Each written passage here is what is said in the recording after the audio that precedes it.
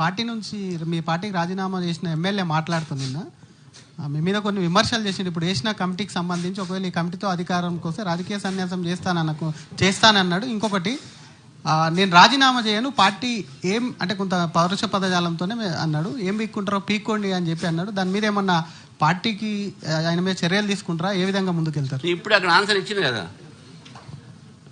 Any Tom Dick and Harry cannot be answered. Speaker కు మీరు speaker format లో ఆయన మీద చర్యలు తీసుకోవాలి, మీ సింబల్ మీద చెప్తానండి. ఆయన ఏంటైనా మాట్లాడి ఎవరైనా మాట్లాడి మాకేం పార్టీ మీద అందరికీ డెమోక్రసీ, ఎవరైనా ఏదైనా వాగవచ్చు, ఎవరైనా ఏదైనా అరవచ్చు, ఎవరైనా వాళ్ళ మెదడు బట్టి ఉంటుంది ఎంత మాట్లాడాలో ఏముంటుంది కన్సర్న్ అనేది.